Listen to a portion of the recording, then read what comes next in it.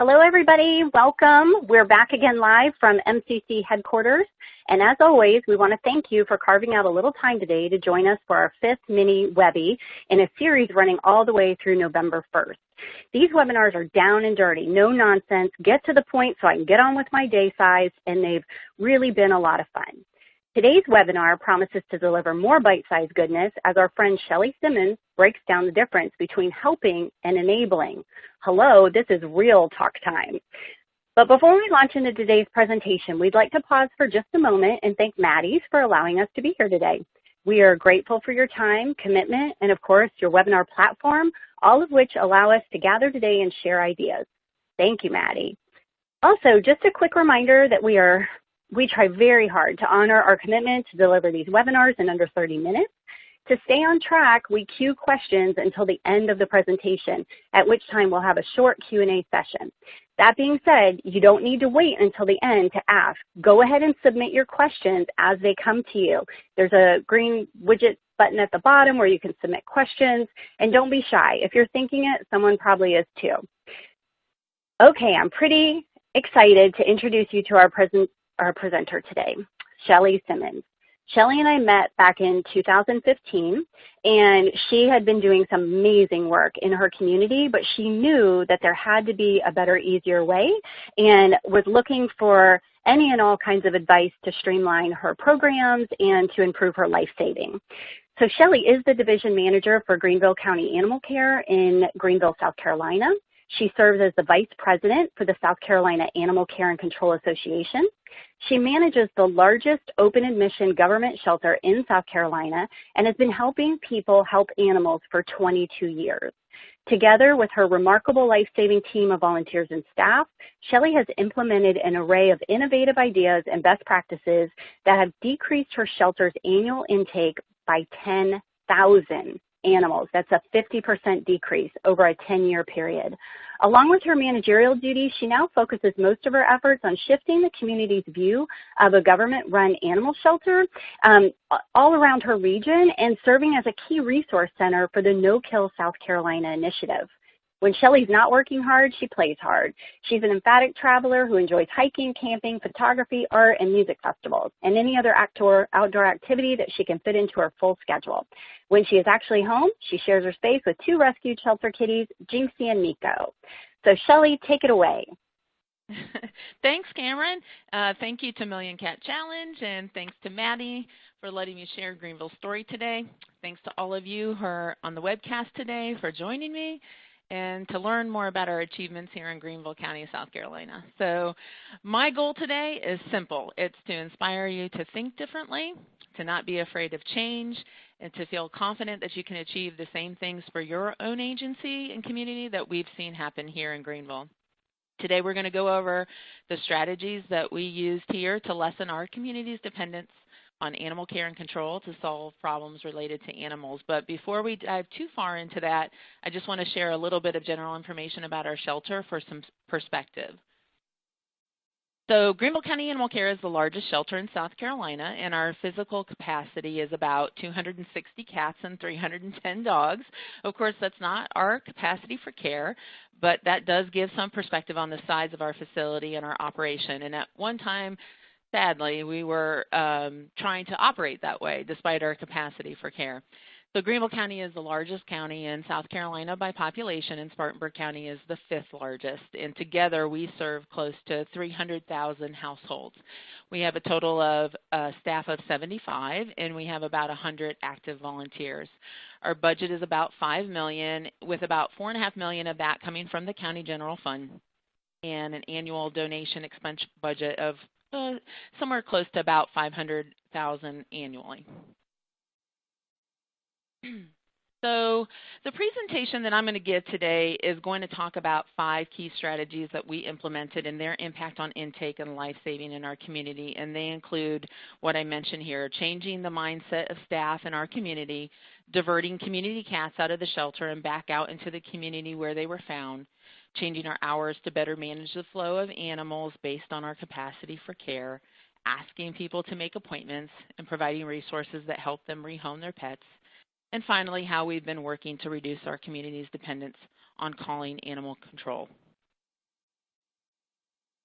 The programs that we implemented at Animal Care, really, they're not much different than many others that you learn about. We're not trying to reinvent the wheel over here. There's no need for that.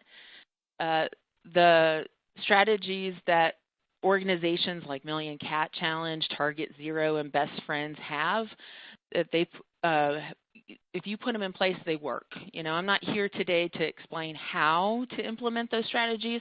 I'm here to explain that the results that we achieved by implementing them. And what I hope you'll garner from that is that any organization can see similar results as long as they're willing to make a few fundamental changes. And the most important change is a change of the mind, and it starts with your staff and it spreads out into your community.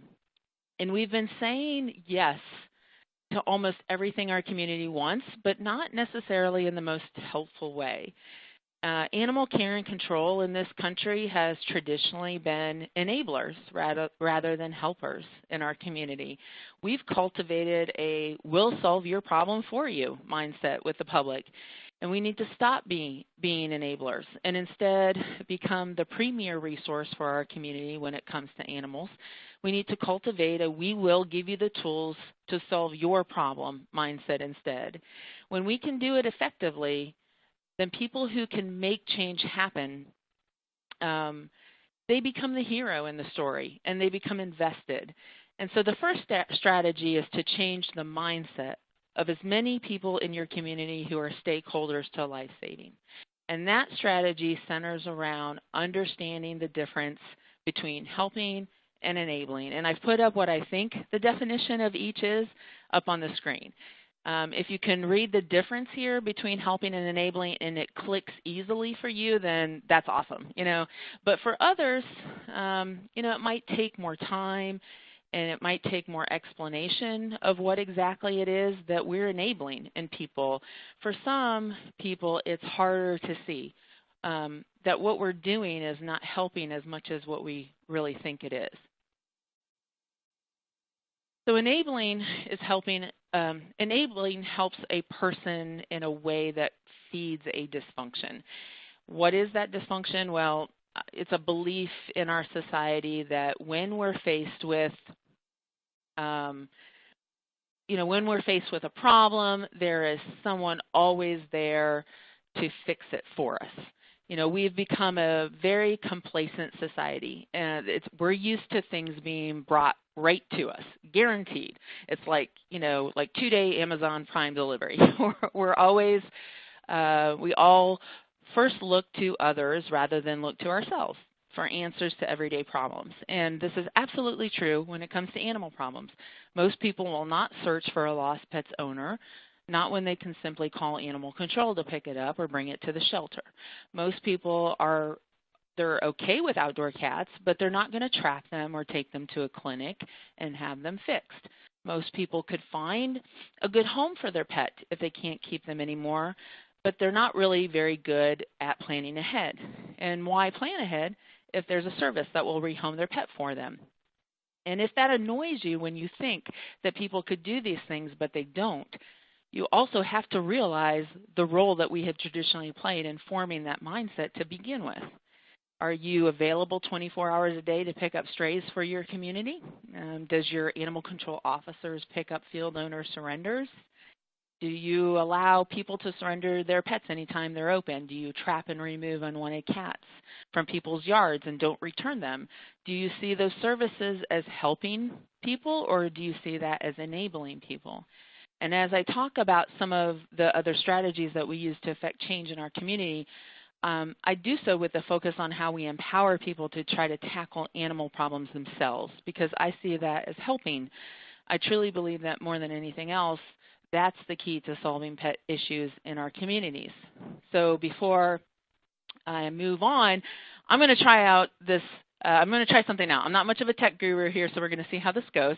I want to know if you believe that your organization or agency has programs and policies that are mostly helping or mostly enabling your community right now. So I'm going to send out this pulse check here, and you're going to see And what I want to know when I send this out is if you feel you're mostly enabling your community, I want you to click that red thumbnail. And if you feel like you're mostly helping, then I want you to click that green thumbnail. So if you want to go ahead and do that now, and then I'll go ahead and give you the results of that, we can go ahead and move on. As we're clicking those buttons, too, I just want to remind you guys that there's a Q&A box on the lower left side of your screen. That's where you need to type in your questions. So don't be shy. Populate your questions throughout as they come into your mind, and we'll get to them at the end. Thanks.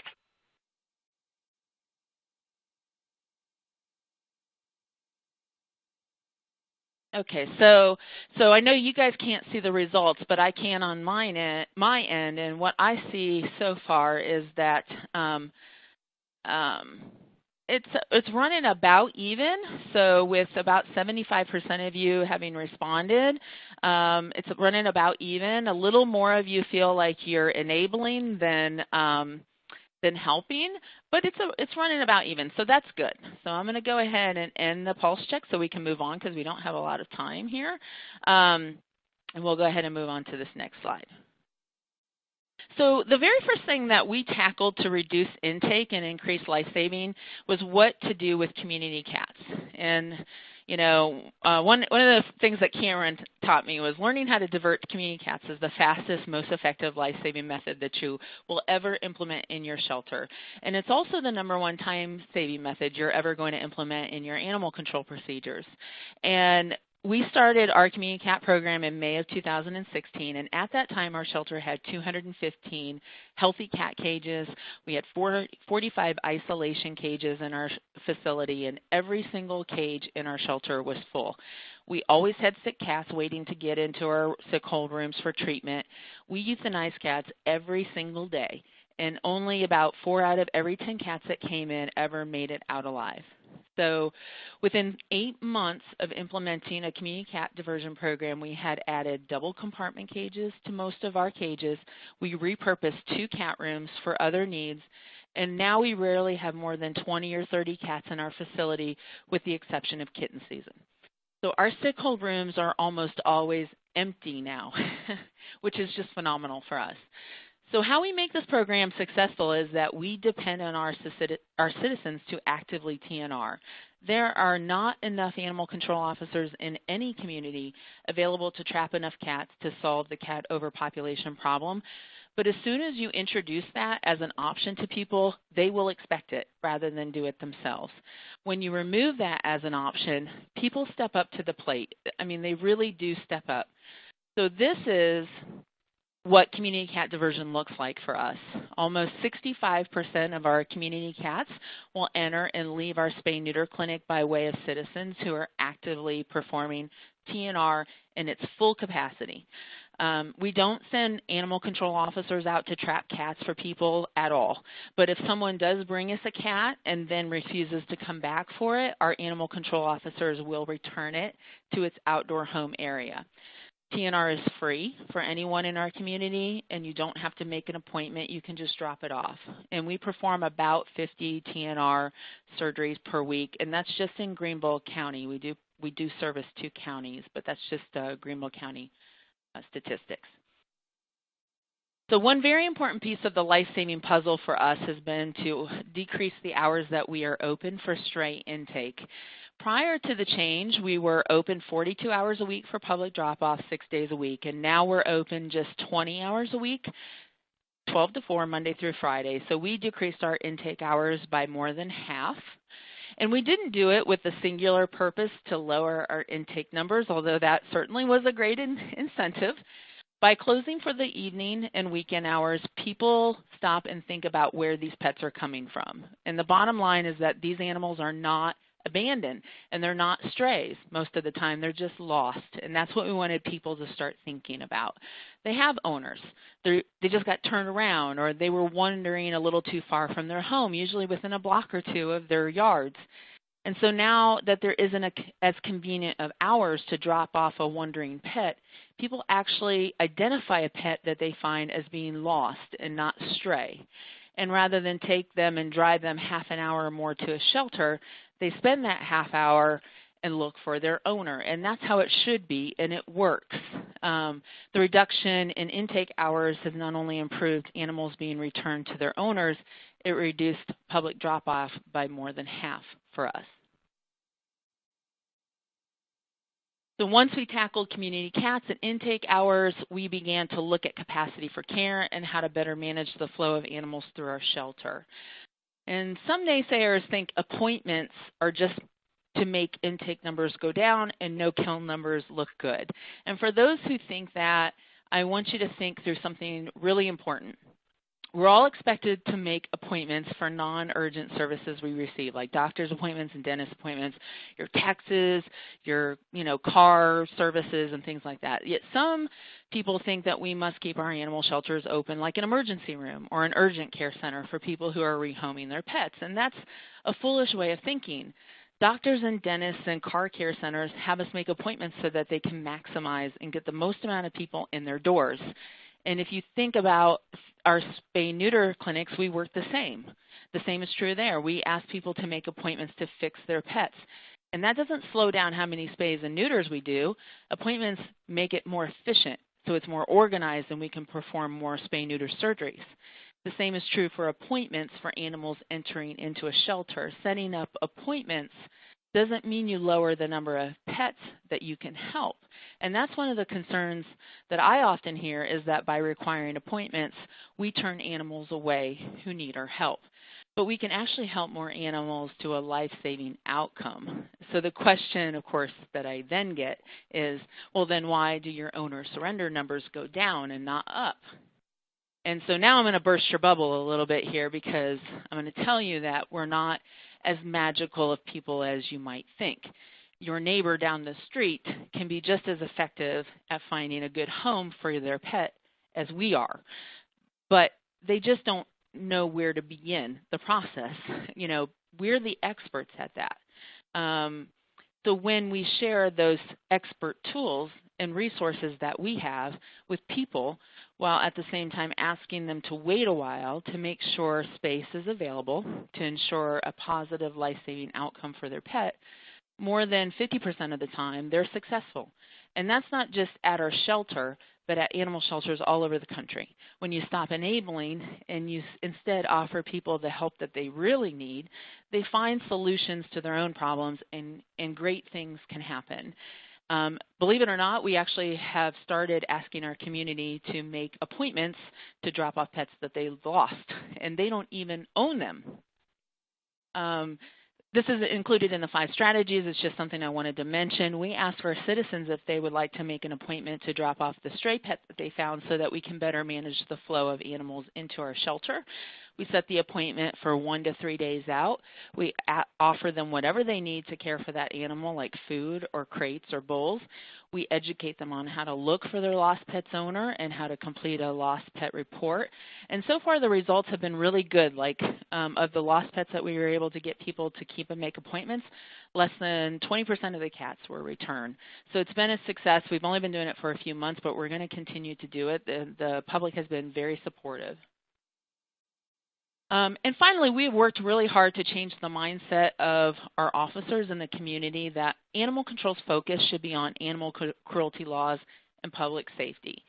And traditionally, we've used animal control in our community for a lot of the wrong reasons. Animal control was never meant to be an Uber service when someone no longer wanted their pet. The practice of picking up field owner surrenders is a waste of our officers' time, and it was stopped unless it was part of an active investigation. Animal control was never meant to be a delivery service. They shouldn't be delivering, setting, or picking up traps. We should all have the facts straight by now. Trapping and removing cats doesn't solve overpopulation problems at all. In fact, it stimulates more growth. It contributes to overpopulation. Cat overpopulation isn't even an animal control problem. It's a community problem. So citizens trapping and actively performing TNR in their own communities is the only effective way of handling overpopulation. And if that idea scares you, well, it scared us too. Our officers worried that when they stopped responding to complaints and stopped trapping cats, that the nuisance calls would go through the roof.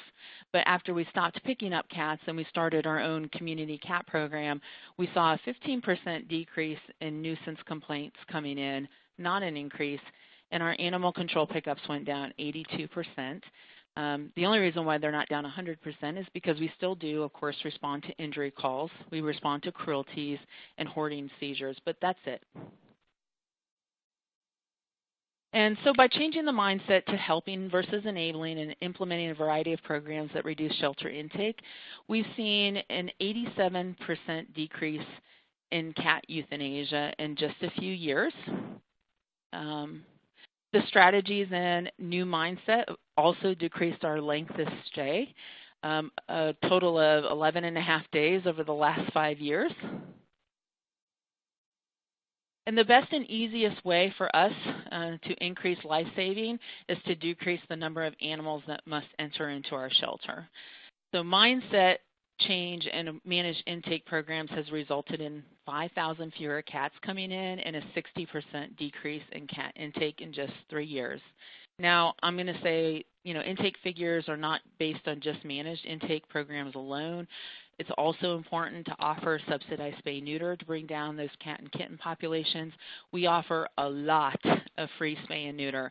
In fact, 95% of the surgeries that we perform in our clinic are free to the citizens and adopters.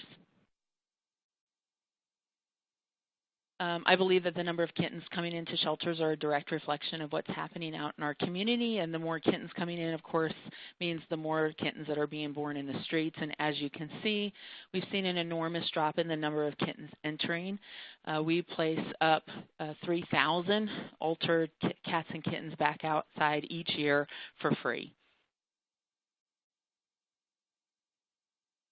In the end, we've seen huge jumps in our save rates, and that's both for dogs and cats.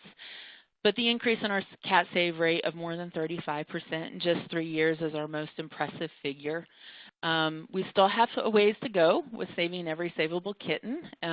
Primarily, these are our sick neonatal kittens, so we're not going to toot our own horn too much yet.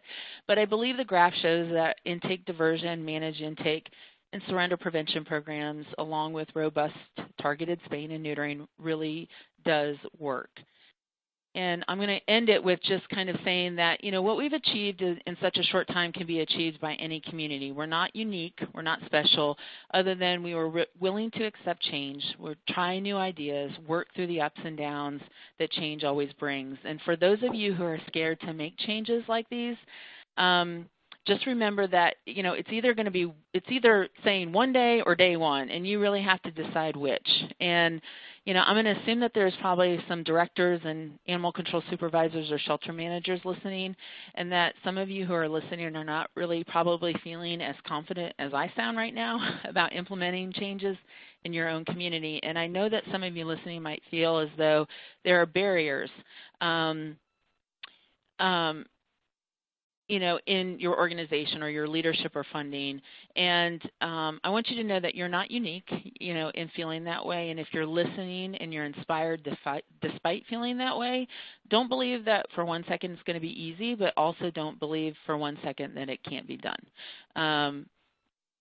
Great things can happen when there are people like us willing to advocate change and when we're educated well enough to educate others around us.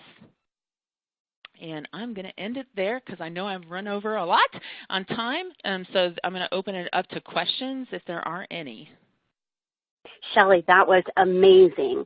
And for everyone listening, I just want to tell you that when I visited Shelly, she was not doing a lot of these programs. She and her staff all thought we were crazy when we suggested them. Now, they were nice about it. They weren't mean. But I really remember standing in front of all her enforcement team, and they had their arms crossed like, this is never going to work, lady. Like, calls are going to go through the roof, and the world is just going to like erupt into chaos. So it's so cool to see how far you've come. I also remember too, like your doors would open at say 11 a.m., but boy, your staff would run out there anytime they saw a car drive up to drop off animals, and they were like Johnny on the spot to bring them into the shelter. And I'm like, wait, we're already full. What are you doing? But there was fear. There was fear that people would abandon them if you didn't run out there and help them. So, okay, let's just go ahead and jump into these questions because there are some really, really great ones. So regarding the Return to Field program and the TNR, how were you able to secure funding to offer TNR for free? We received a grant, and you know, that's a really great question because we were fearful about that as well. So, you know, we secured a grant before we actually implemented the program. Although I will say, I think that oftentimes if you actually crunch the numbers, you'll find that you may not have to do that. We were able to get a grant from an organization, and we actually got a pretty significant grant. We had never asked for a grant from this organization before, and we got a $175,000 grant on the first ask. So there is like lots of money out there for TNR programs, and if you can show the need and you can show the desire and the drive, I think that you can get the funding that you need. But I will also say that we did crunch numbers afterwards, and we were able to see that the money that we were saving by not having those animals, those cats come into our shelter and instead diverting them directly to our clinic and not having to keep them, bring them into the shelter, keep them for 5 days, care for them, when you look at staff costs and the cost of care and all of that, the cost was pretty much the same to care for them versus to spay and neuter them. So, and remember, Excellent. we're not, our officers are not doing any of the trapping or picking up or anything like that. So there's not that cost there either. And you also have that cost of officers going out and picking cats up all of the time, and you don't have that cost anymore. So there's, if you really sit and crunch the numbers, it's about a wash. It was for us. Excellent. So you found that even when that grant funding ran out, you could still continue the program, which is amazing. Yeah. Our grant funding. Yeah. I'm sorry. Go ahead. Yeah. No. So how did you get the message out to the community about community cat diversion? Well, we created like a hotline, and so if people called animal control and wanted cats picked up, they referred them to the hotline, and basically that was like a call in. It explained the process, and then if people had more questions, they could leave a message, and then we would call them back and do kind of one-on-one conversation with them. And then, you know, when we were able to get the grants and have the TNR for free, we of course had lots of advertising there. So it was just a lot of it was the hotline, it was a website, social media, one-on-one conversation, animal control, you know, direct conversations with people, things like that. Excellent. So, guys, we are getting close to the end, but we still want to keep up with these questions. So if anyone has to jump off at the 30-minute mark, please do, but know that you can come back and listen to this after the fact. It will be available on demand. And in the meantime, Shelly, let me ask you the next question. So sometimes this messaging can come across to the community as if we're turning our backs on the animals rather than not enabling the humans. So how do you communicate that to these people? Like when we're talking about managed intake and... Yeah, absolutely. I think, you know, I think that's a fear of ours, but I think as long as you're messaging it as we need your help, you know, or, you know, for example, you know, with a lot of the things that we're doing, it's, you know, we just explain, like, the reason why we're doing this is because, you know, we want to make sure that the animals, when they come in, that we are able to find them a home, you know, so we're making an appointment for this. Or, you know, as far as the intake hours, like when we reduced our intake, we didn't even tell people that we were reducing our intake hours, our stray intake hours. We just changed the hours on our door one day. People didn't even notice it because if you think about it, how often do people really bring in stray animals? It just doesn't happen as often as we might think. So people just go to the website or they call in or whatever, and they find out we're open from 12 to 4. So it might be inconvenient, but so really it's just a matter of explaining. So for the appointment process is really just mostly about explaining to people that why we're doing the things that we're doing. For community cats, we just explain why a community cat program works, why it's more effective, and why we need these people to help us with it being more effective. And the majority of the time, it might take 2 or 3 explanations, but the majority of the time we can get people to understand. And if anybody wants, I have a great video that shows how we walk through the process and talk through with a gentleman who isn't getting it, and then it clicks with him. And this is just your average person, and I think it's just a great video that kind of shows how people really do want to do the right thing when it comes down to it. So.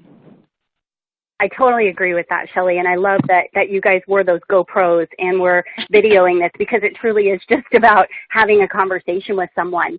So how do you respond to staff and volunteers who are worried that the residents might do something worse if they can't bring in the stray cats? That there's always that fear that if we don't take them in, something bad is going to happen to them.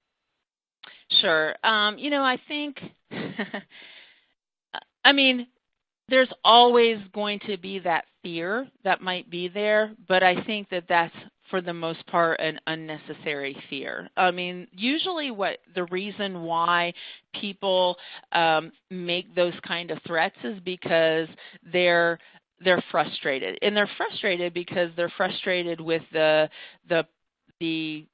annoying things that cats do because of the annoying behaviors that cats have because they're not altered. So when you can explain to the people out in the community that a lot of those annoying behaviors are going to go away when those cats have been fixed and altered, oftentimes you can get them to kind of calm down. Anyways, and then, I have often talked to people who are like, they're not happy with what our folks are saying at the front, in the front office, and so they'll refer them to me. And what I will do is say, just try it. Just give it a try. Let's get these cats fixed. And if you're still unhappy, if you still see these unwanted behaviors, if you still, are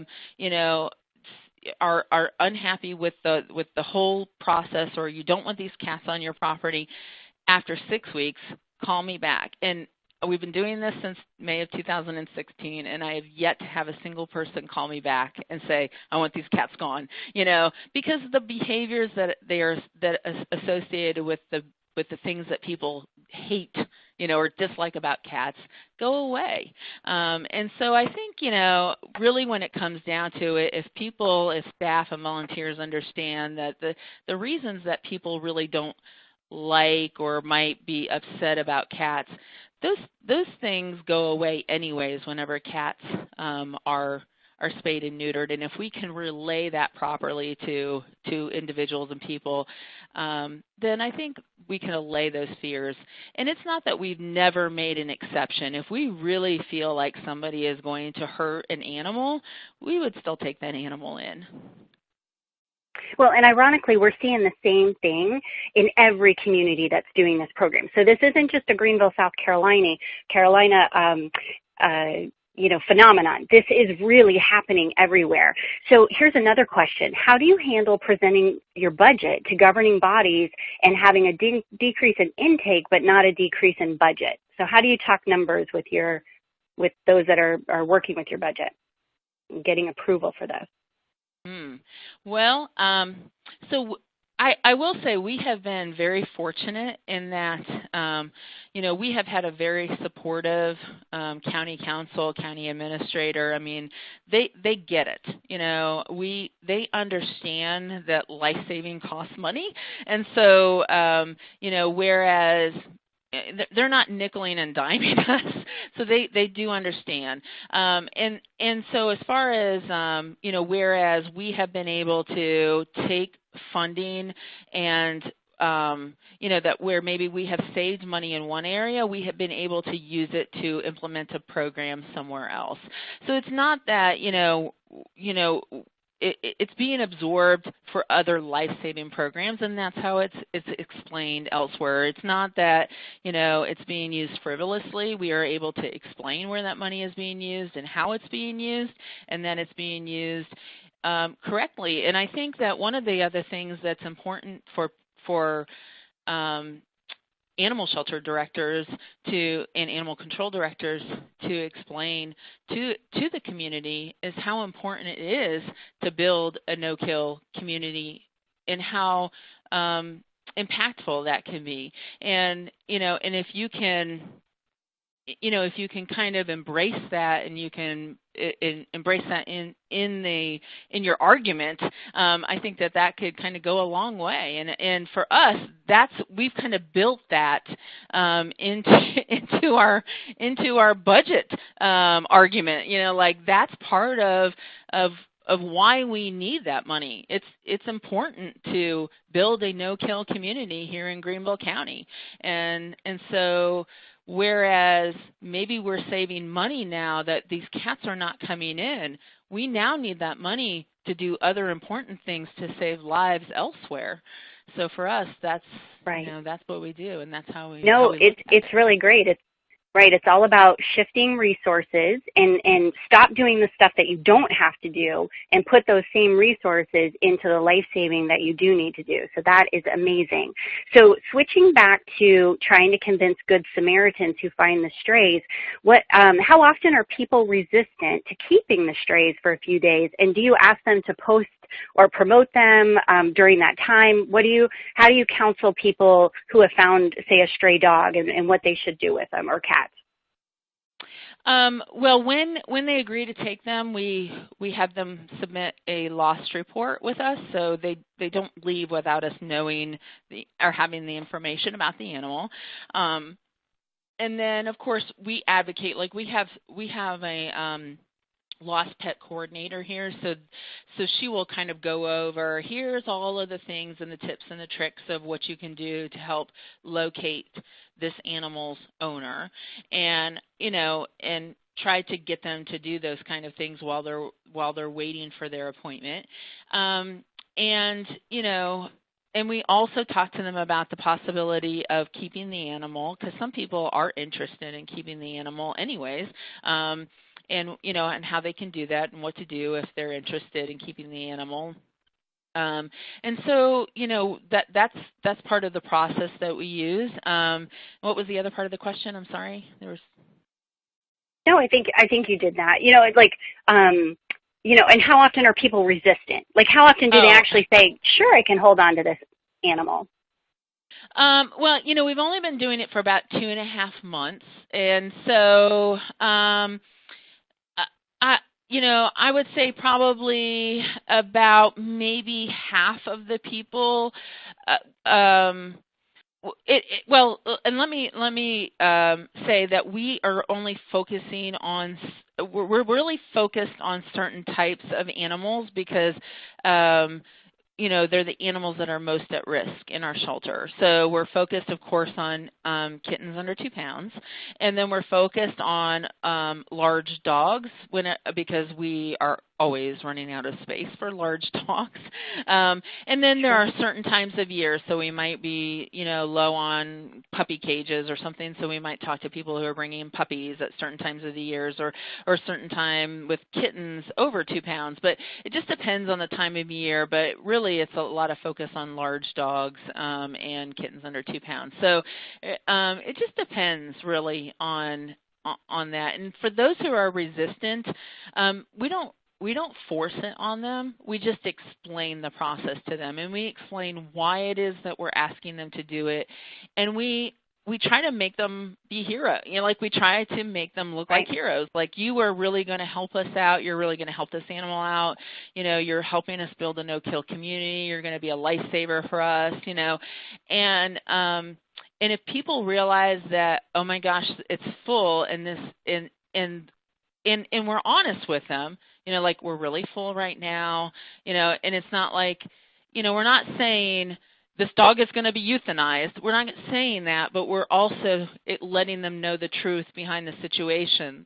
Every kennel in the shelter is full right now for big dogs. You will really be helping us out. You will keep us from having to euthanize animals here. You will help ensure that these animals, are able to be adopted and get a good home.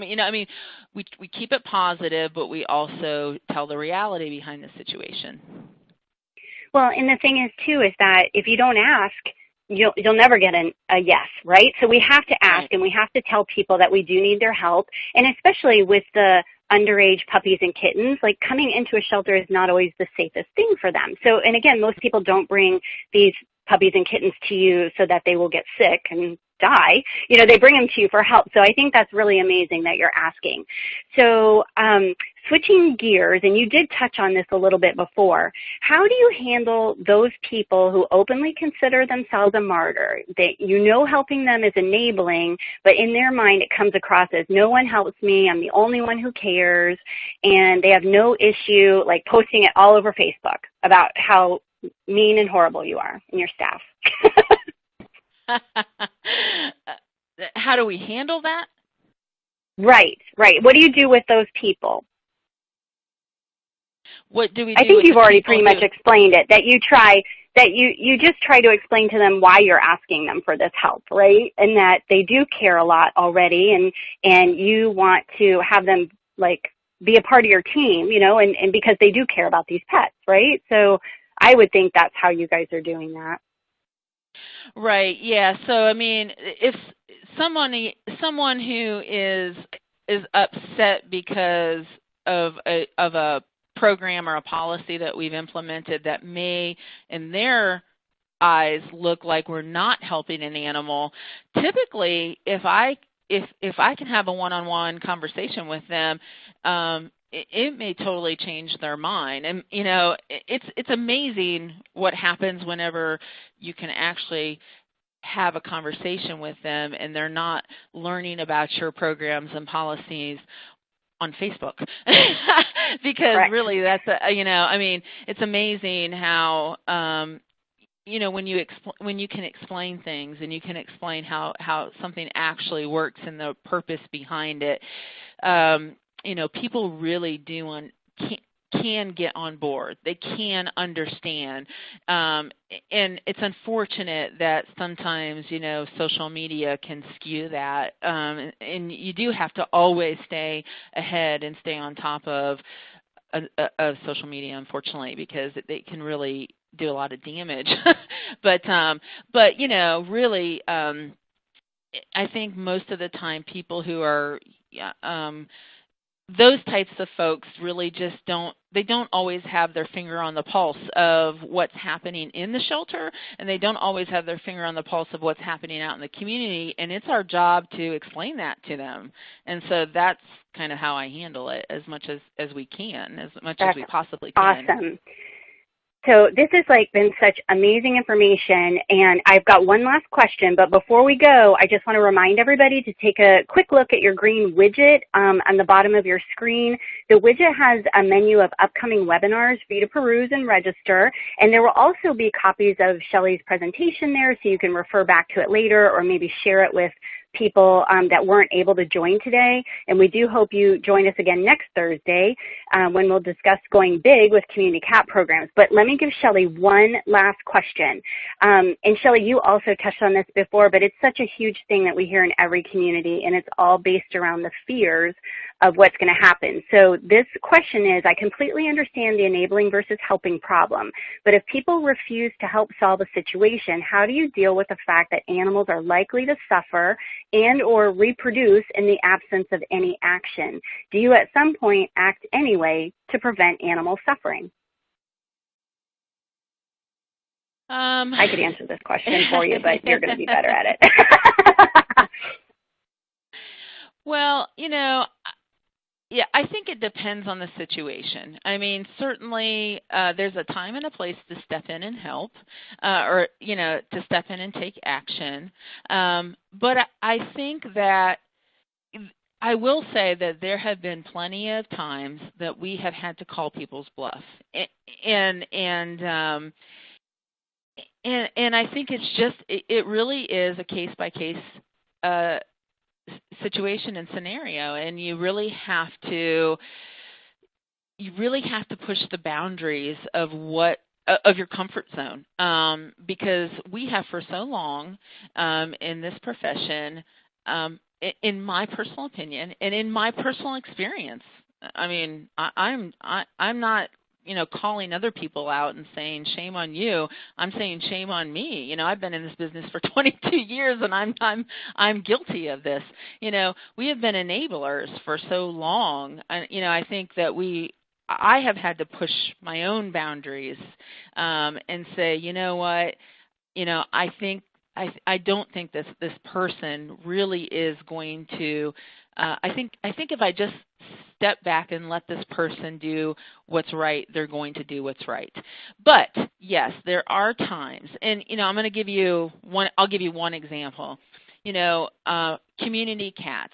There are situations where someone says, well, what about whenever so-and-so, there's somebody and they move away and they were taking care of all of these cats. Wouldn't you go in and take and go and get all of these cats? Well, I wouldn't just step in and go and get all of those cats. I would assess the situation. Are there other people in the neighborhood? Are there other food sources? Because if there are other people in the neighborhood or other food sources, and you step in and go and get all of these cats, there are just going to be more cats that are going to step in and take over. As long as there's an available food source, more cats are going to step in. If there are no food sources, there are no people around, and the person moves out or dies, then yes, maybe we would step in that point. So I think you just it's a case-by-case basis. That's awesome. And you already did say, too, that, well, and if someone, brings you a community cat that says, I can't pick it back up or I don't want to take it back, that your officers do return those cats. So it's not as if you would leave that animal hanging. And again, exceptions are made in certain situations for both cats and dogs when you're talking to people. So that is all super, super information. So if anybody had any questions that they weren't able to ask or it comes to you later, definitely email us or drop by the Million Cat discussion group. We would really like to hear from you. Shelly is really good at responding on the discussion group as well. So we definitely want to hear from you, and we all can be available to help you with any future questions. So that's it for now, everybody. Thank you so much, and we appreciate you going over with us. So goodbye for now. Bye.